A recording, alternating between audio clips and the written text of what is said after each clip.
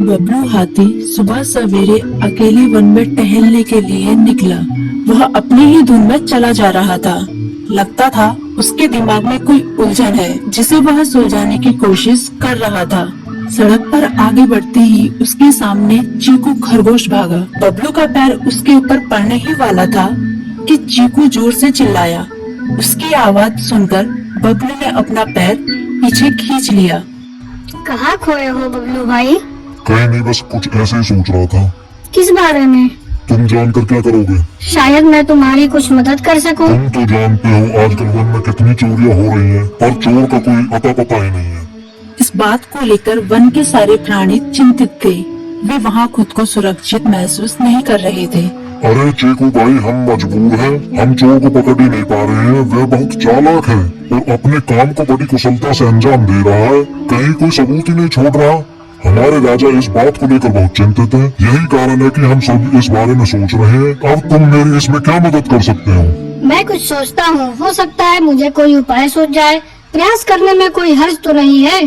तुम ठीक कहते हो चीकू, लेकिन वन के गुप्तचर भी अभी तक इसका कोई हल नहीं निकाल सके। इतना कहकर वे चुप हो गए। बबलू की बातों ने चीकू को सोचने के लिए मजबूर कर दिया। चीकू को उदास देखकर बबलू बोला, तुम अपना मन छोटा मत करो। मुझे अच्छा लगा कि तुमने मेरी परेशानी को समझा। कभी मैं भी इस वन के लिए गुप्तचर का काम करता था। एक बार मेरी टांग टूट जाने से मेरे अंदर फुर्ती नहीं रही। तब से मैंने यह काम छोड़ दिया। चीकू, तुम चाहो तो यह काम दोबारा कर सकते हो। वन के प्राणी ज्यादातर दिन में भोजन की तलाश करते हैं, वे रात को आराम करते हैं। तुम दिन रात दोनों में ही भोजन की तलाश में निकल सकते हो सकता है रात को तुम्हें कुछ ऐसी बातों का पता चल जाए जो हमारे काम की हो। हाँ बबलू, तुम ठीक कहते हो। मैं आज रात को वन में घूमकर इस बात का पता करने की कोशिश करता हूँ। थोड़ी देर बातें करके चीकू अपने बिल की ओर बढ़ गया और बबलू अपने रास्ते चला गया। चीकू के दिमाग में अभी तक बबलू की कई बातें घूम रही थी। उसे समझ नहीं आ रहा था वह बबलू की मदद कैसे करे।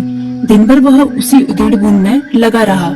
शाम होते ही चीकू कुछ सोचने लगा और वह चुपचाप बिल से बाहर निकल आया। चीकू की पत्नी ने देखा तो बोली, इस समय कहाँ जा रहे हो? बाहर खतरा है। खतरा तो सुबह भी रहता है, लेकिन खतरों से डर कर हम भूखे तो नहीं मर सकते। मैं बाहर घूम कर आता हूँ। इतना कहकर चीकू रात को बिल से बाहर निकल आया। कुछ दूर जाकर उसकी नजर बंकू उल्लू पर पड़ी, जो कुछ ही दूरी पर था। वह पेड़ की डाल पर बैठा अपनी गर्दन चारों तरफ घुमा रहा था। वह तेजी से पेड़ की एक डाल से दूसरी डाल पर उड़ रहा था। बंकू की नजर उस पर नहीं पड़ी थी। कुछ सोचकर चीकू पेड़ के पीछे से बाहर निकलकर थोड़ी खुली जगह पर आ गया और वहाँ से बंकू उल्लू को देखने लगा। बंकू ने चीकू को अंधेरे में भी देख लिया, पर उसने उसमें कोई उत्सुकता नहीं दिखाई और अपनी गर्दन चारों ओर घुमाता रहा। चीकू बड़ी देर तक बंकू की हरकतों पर नजर रखे रहा। वह थोड़ी देर तक खुले मैदान में खड़ा रहा, पर बंकू ने उसे देखकर भी अनदेखा कर दिया। उसने महसूस किया कि बंकू के आसपास चमकू चमगादड़ भी मंडरा रहा था। कुछ देर वन में घूमने के बाद चीकू अपने बिल में लौट आया और सुबह होने का इंतजार करने लगा। अगली सुबह बबलू उसी रास्ते में जा रहा था। रास्ते में चीकू उसका इंतजार कर रहा था। आज बड़ी जल्दी आ गए बबलू। हाँ, आजकल मुझे चिंता की वजह से नींद नहीं आती। कोई नई खबर है क्या? यकीन से तो मैं नहीं कह सकता, पर मैं तुम्हें ऐसे प्राणी का नाम बता सकता हूँ जो शायद चोरों की मदद कर रहा है। कौन है वो? बंकू उल्लू। इतना कहकर चीकू ने रात की घटना उसे ज्यों की त्यों सुना दी। इसे सुनकर बबलू का माथा ठनका। बबलू की आंखें चौंधिया गई। तुम ठीक कह रहे हो। मुझे आज रात बंकू और चमकू पर नजर रखनी होगी। इतना कहकर वे दोनों अपने अपने रास्ते चले गए। बबलू रात को अपने साथियों के साथ बंकू पर नजर गड़ाए रहा। उसकी संदिग्ध गतिविधियों को देखकर बबलू ने उसे उसके साथियों चंकी और संकी लोमड़ के साथ पकड़ लिया। बबलू ने सख्ती से पूछताछ करनी शुरू कर दी।